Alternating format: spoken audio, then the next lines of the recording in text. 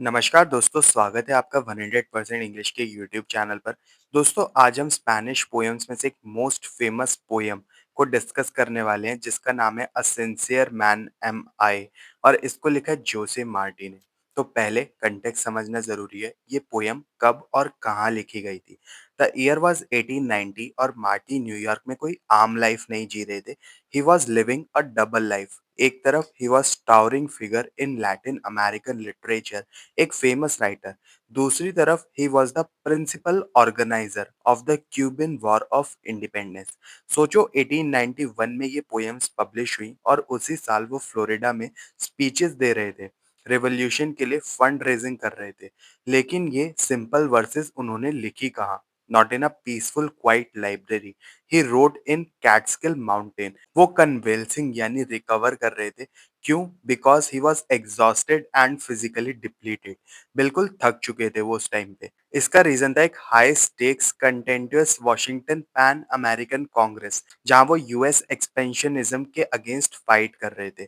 तो ये पोएम्स एक तरह से उनका पॉलिटिकल एग्जॉशन और हीलिंग प्रोसेस था, एकदम सिंसियर और सिंपल तरीके से। ये कलेक्शन उनका पॉलिटिकल वर्क से एस्केप नहीं था, ये उसका पार्ट था, एक सॉफ्ट पॉलिटिकल टूल, ताकि यूनिफाइड क्यूबन कॉन्शियसनेस बनाया जा सके। तो चलिए सिंसियर आदमी की सोल वर्सेस को stanza by stanza break down करते हैं। A sincere man am I from the land where palm trees grow and I want before I die my soul's verses to bestow। ये stanza poem के core thesis हैं। Marty कहते हैं, मैं एक sincere आदमी हूँ, ये उनकी मेन वैल्यू है। फिर वो कहते हैं, जहाँ पाम ट्रीज उगते हैं, ये सीधा क्यूबा का रेफरेंस है। उनकी सिंसियरिटी और उनकी पेट्रोटिज्म एक ही चीज है। जब वो कहते हैं मरने से पहले, ये एक सेंस ऑफ अर्जेंसी को दिखाता है। ये उनकी फाइनल स्टेटमेंट या आखिरी वसीयत जैसा लगता है। I am a traveller to all parts and a newcomer to none. I am art among the arts, with the mountains I am one. यहाँ मार्टी अपनी आइडेंटिटी को एक्सपेंड करते हैं। ट्रैवलर टू ऑल पार्ट्स मतलब उनका forced exile उन्हें एक universal being बनाता है। वो कहीं भी न्यू कमर नहीं है। फिर वो कहते हैं आई am art with the mountains I am alone. ये नेचर की सिर्फ तारीफ नहीं है, ये एक पैंथेस्टिक यूनिटी है। मतलब वो नेचर से अलग नहीं है, वो नेचर ही बन गए हैं। I know the strange name of willows and can tell flowers with skills. I know the lies that can kill and I know of sublime sorrows. ये स्टेंजा उनकी विजडम यानी समझदारी को दिखाता है। वो सिंपल नेचुरल चीजें, विलोज, फ्लावर्स जानते हैं, लेकिन साथ ही ह्यूमन नेचर की डार्क साइड को भी जानते हैं। Lies that can kill and sublime sorrows. उन्हें लाइफ में बहुत सफरिंग और धोखा देखना पड़ा। I have seen through dead of night upon my head softly fall, rays formed of the purest light from beauty celestial। ये एक मिस्टिकल या आध्यात्मिक एक्सपीरियंस है। रात में प्योरेस्ट लाइट यानी शुद्ध रोशनी का उन पर गिरना, ये डिवाइन या आर्टिस्टिक इंस्पिरेशन का मोमेंट है, एकदम प्योर इंसाइट जो उन्हें सिंसियर वर्सेस में आती है। I have seen wings that were surging from beautiful woman's shoulder and seen butterflies emerging from the refuse heap that molders। ये स्टेंजा उनकी यूनिक परसेप्शन दिखाता है। वो एक प्रिविलेज्ड विटनेस है। वो खूबसूरत चीजों में मैजिक देखते हैं, विंग्स ऑन वुमेन्स शोल्डर। लेकिन इक्वली इंपॉर्टेंट है, वो रिफ्यूज हीप यानी कचरे के ढेर में भी ब्यूटी और ट्रांसफॉर्मेशन देखते हैं। बटरफ्लाइज एमर्जिंग मतलब स्ट्रगल भी एक जरूरी प्रोसेस है। I have known a man to live with a dagger at his side and never once the name give of she by whose hand he died। ये stanza loyalty और silent suffering यानी चुपचाप दुख सहने पर है। Dagger यानी खंजर शायद एक इमोशनल जख्म है जो शी ने दिया है। उस आदमी का साइलेंस, मरते दम तक उसका नाम लेना, एक कोड ऑफ हॉरर या प्यार है जिसका मार्टी रिस्पेक्ट करते हैं। Twice for an instant did I my soul's reflection descried, twice when my poor father died and when she bade me goodbye। ये एक की ऑटोबायोग्राफिकल स्टेंजा है। मार्टी ने अपने सोल का रिफ्लेक्शन दो बार देखा। पहला when my poor father died, उनका रिलेशन कॉम्प्लिकेटेड था पर मार्टी उन्हें समझने लगे थे।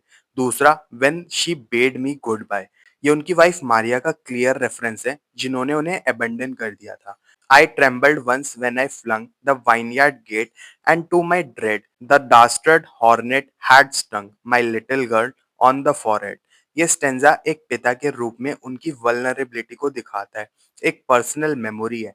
एक हॉर्नेट यानी ततैये ने उनकी लिटिल गर्ल को काट लिया था और वो ट्रेम्बल्ड यानी काँप गए थे। ये एपोस्टल को ह्यूमनाइज़ करता है, दिखाता है कि वो भी एक आम पेरेंट की तरह ही डरते हैं अपने बच्चों के लिए। Such great luck to me once came as no man would dare to envy, where in tears my jailer read me the death warrant with my name। ये स्टेंजा बहुत आयरॉनिक और ऑटोबायोग्राफिकल है।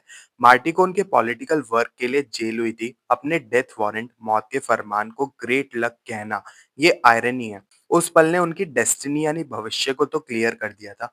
उनका जेलर भी उनके conviction को देखकर बिल्कुल रो पड़ा। I hear a sigh across the earth, I hear a sigh over the deep. It is no sigh reaching my heart, but my son waking from sleep।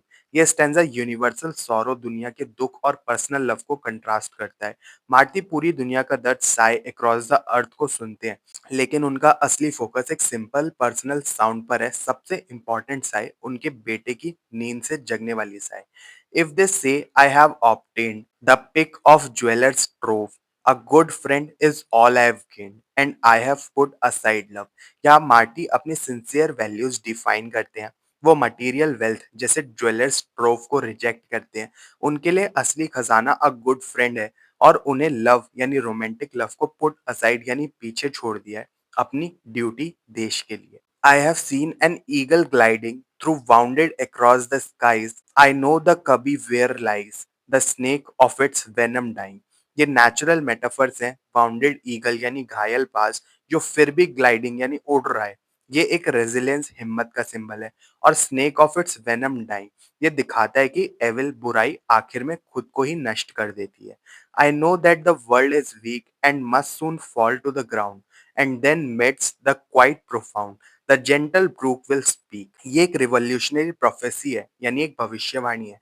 The world यानी corrupt और colonial system कमजोर है और गिर जाएगा। इस destruction के बाद शांति में जेंटल ब्रूक यानी नदी यानी ट्रुथ और नेचर को सुना जाएगा।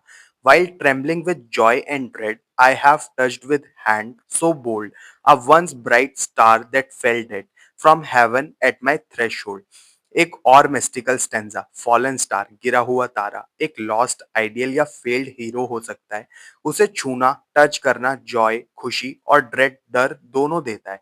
ये फेल्ड ग्रेटनेस से एक एनकाउंटर है उनका। I have hid in my brave heart the most terrible of pains, the son of land in chains, lives for it and dies apart।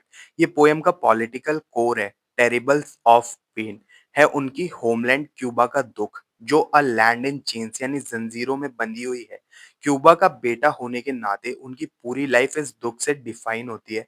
वो इसके लिए जीते हैं और अलग-अलग होकर मरते हैं। All is beautiful and right, all is a music and reason and as diamonds at their season, all is cold before it's light. ये मार्टी की सेंट्रल फिलॉसफी है। वो एक cosmic order music and reason में विश्वास रखते हैं जहाँ all is beautiful and right. इसका मतलब ये नहीं है कि दुख नहीं है। इसका मतलब ये है कि दुख एक जरूरी ट्रांसफॉर्मेशन बदलाव है। जैसे कोल यानी कि कोयला प्रेशर से डायमंड बन जाता है। I know when fools are laid to rest honour and tears will abound and that of all fruits the best is left to rot in holy ground. ये एक काइनिकल ऑब्जर्वेशन है। मार्टी कहते हैं कि जब फूल्स यानी कि बेवकूफ और पावरफुल लोग मरते हैं तो बहुत ऑनर एंड टीयर्स होते हैं, लेकिन of all fruits the best यानी कि सबसे अच्छे लोग उन्हें होली ग्राउंड में सड़ने के लिए छोड़ दिया जाता है। ये एक फॉल्स ऑनर का क्रिटिक है। Without a word I have understood and put aside the pompous muse from a withered branch I choose to hang my doctoral hood. Final stanza यहाँ वो फॉल्स ऑनर को पूरी तरीके से रिजेक्ट करते हैं। पॉम्पस म्यूज दिखावटी आर्ट को put aside कर दिया है उन्होंने। अपनी डॉक्टोरल हुड एक एलीट अचीवमेंट का सिंबल है जो कि इस पोयम में उसको वो एक विथर्ड ब्रांच यानी सूखी डाली पर टांग देते हैं। वो आर्टिफिशियल के ऊपर नेचुरल एंड सिंसियर को चुनते हैं। तो ये थी स्टेंजा बाय स्टेंजा एनालिसिस। लेकिन अब आते हैं क्रिटिकल पार्ट पर। ये पोयम सिंपल क्यों है? इसका स्टाइल क्या है? चलिए एनालाइज करते हैं। मार्टी ने खुद अपने प्रोलॉग में कहा था, because I love simplicity and I believe in need to express sentiment in simple and sincere form. लेकिन यहाँ एक क्रिटिकल पैराडॉक्स भी है। मार्टी मॉडर्निज्म मूवमेंट के एक पायनियर माने जाते थे और मॉडर्निज्म स्टाइल बहुत ज्यादा सजावट वाला और कॉम्प्लेक्स होता था। तो क्या ये सिंपल वर्सेस स्टाइल को रिजेक्ट करते हैं? Not really. ये मॉडर्निज्म का रिजेक्शन नहीं है, ये उसका प्योरिफिकेशन या रिकंस्ट्रक्शन है।